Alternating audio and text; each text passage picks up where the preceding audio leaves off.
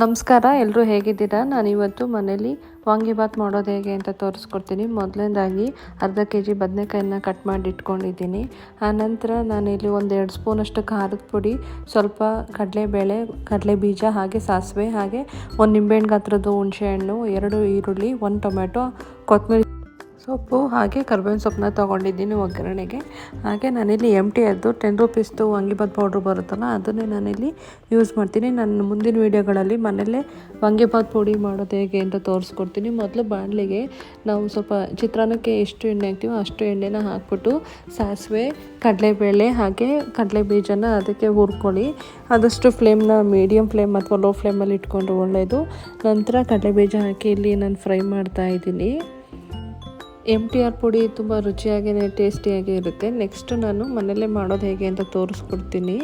ನಾನಿವಾಗ ಈರುಳ್ಳಿನ ಹಾಕ್ತಾಯಿದ್ದೀನಿ. ಈರುಳ್ಳಿ ಸ್ವಲ್ಪ ಮೆತ್ತುವಾಗೋ ಗಂಟ ಹುರಿತಾ ಬನ್ನಿ. ನೀವು MTR ಪುಡಿಲಿ ಸ್ವಲ್ಪ ಉಪ್ಪಿನಂಶ ಇರುತ್ತೆ, ಹಾಗಾಗಿ ಉಪ್ಪನ್ನ ನೀವು ಆದಷ್ಟು ಕಡಿಮೆ ಹಾಕ್ಕೊಂಡ್ರೆ ಒಳ್ಳೆಯದು. ಈರುಳ್ಳಿ ಫ್ರೈ ಆಗೈತೆ. ನಂತರ ನಾನಿಲ್ಲಿ ಬದನೆಕಾಯಿನ ಹಾಕ್ಬಿಟ್ಟು ಹುರಿತಾ ಇದ್ದೀನಿ. ನಾನು ಈ ಟೈಮಲ್ಲಿ ಸ್ವಲ್ಪ ಕಲ್ಲುಪ್ಪನ್ನ ಹಾಕ್ಬಿಟ್ಟು ಹುರಿತಾ ಬರ್ತೀನಿ. ಆವಾಗ ಬದನೆಕಾಯಿಗೆ ನೀಟಾಗಿ ಉಪ್ಪು ಹಿಡಿತಾ ಬರುತ್ತೆ. ಬದನೆಕಾಯಿ ಎಲ್ಲ ಮೆತ್ತು ಆಗೈತೆ ಅಂದಮೇಲೆ ಆಮೇಲೆ ನಾವು ಕರ್ಬೇವಿನ ಸೊಪ್ಪನ್ನ ಹಾಕಬೇಕು. ಮೊದಲೇ ಕರ್ಬೇವಿನ ಸೊಪ್ಪು ಹಾಕೋಕೆ ಹೋಗ್ಬಿಡಿ, ತೀರಾ ಮೆತ್ತು ಆಗಿಬಿಡುತ್ತೆ. ನಂತರ ಟೊಮೆಟೊನ ಹಾಕ್ಬಿಟ್ಟು ಅದು ಕೂಡ ಮೆತ್ತು ಆಗೋ ಗಂಟ ಹುರಿತಾ ಬನ್ನಿ. ಅದಾದಮೇಲೆ ನಾವು ಇಲ್ಲಿ ಚಿಲ್ಲಿ ಪೌಡ್ರು ಹಾಕ್ತಾಯಿದ್ದೀನಿ, 1-2 ಸ್ಪೂನಷ್ಟು.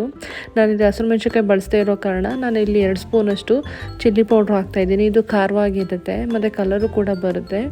ನಂತರ ಇದನ್ನು ಒಂದು 5 ನಿಮಿಷಗಳ ಕಾಲ ಮೀಡಿಯಮ್ ಫ್ಲೇಮಲ್ಲಿ ಚೆನ್ನಾಗಿ ಅದು ಹುರಿತಾ ಬನ್ನಿ. ಆವಾಗ ಬದನೆಕಾಯಿಗೆ ಉಪ್ಪು ಖಾರ ಚೆನ್ನಾಗಿ ಹಿಡಿತದೆ. ನಂತರ ಹುಣಸೆ ರಸನ ಹಾಕ್ಬಿಟ್ಟು ಹುರಿತಾ ಬನ್ನಿ. ನೀವು ಆದಷ್ಟು ಒಂದು ಸಲ ಹುಣಸೆ ರಸ ಹಾಕಿ ನೋಡಿ. ಅದು ಡ್ರೈ ಆಗಿದೆ ಅಂತ ಅನ್ಸಿದ್ಮೇಲೆ ಮತ್ತೆ ಒಂದು ಅರ್ಧ ಲೋಟದಷ್ಟು ನೀರು ಹಾಕ್ಬಿಟ್ಟು ಅದಕ್ಕೇ ಹುಣಸೆ ರಸನ ಮತ್ತೆ ಅದರೊಳಗಡೆ ಹಾಕಿ ಚೆನ್ನಾಗಿ ಅದನ್ನು ಕುದಿಸ್ತಾ ಬನ್ನಿ. ಆವಾಗ ಬದನೆಕಾಯಿಗೆ ಚೆನ್ನಾಗಿ ಅದು ಉಪ್ಪು ಖಾರ ಹುಳಿ ಹಿಡಿಯುತ್ತೆ. ನಂತರ ನಾನಿಲ್ಲಿ MTR ಪುಡಿ ಹೇಳಿದ್ನಲ್ಲ, ಅದನ್ನು ಹಾಕ್ಬಿಟ್ಟು ಒಂದು 10 ನಿಮಿಷಗಳ ಕಾಲ ಫುಲ್ಲು ಲೋ ಫ್ಲೇಮಲ್ಲಿ ಹುರಿಬೇಕು. ಆ ಟೈಮಲ್ಲಿ ನೀವು 1 ಲೋಟದಷ್ಟು ನೀರು ಹಾಕಿದ್ರೆ ಮಸಾಲೆ ಸ್ವಲ್ಪ ತೆಳುವಾಗುತ್ತೆ, ಇಲ್ಲಾಂದರೆ ಗಟ್ಟಿ ಆಗಿಬಿಡುತ್ತೆ ಅದು. ನೀವು ಅನ್ನನ ಸಪ್ರೇಟು ಒಂದು ಕುಕ್ಕರಲ್ಲಿ ಅದನ್ನು ಬೇಯಿಸ್ಕೊಂಡಿರಬೇಕು. ಗೊಜ್ಜೆಲ್ಲ ರೆಡಿ ಆದಮೇಲೆ ಅದನ್ನ ಕಲಸಿದ್ರೆ ವಾಂಗಿಬಾತ್ ರೆಡಿ ಆಗುತ್ತೆ. ಕೊನೆಯಲ್ಲಿ ನಾನು ಕೊತ್ತಂಬರಿ ಸೊಪ್ಪನ್ನ ಹಾಕ್ಬಿಟ್ಟು ಗೊಜ್ಜನ್ನ ರೆಡಿ ಮಾಡಿದ್ದೀನಿ. ಈಗ ಗೊಜ್ಜು ಆಲ್ಮೋಸ್ಟ್ ರೆಡಿ ಆಗಿದೆ.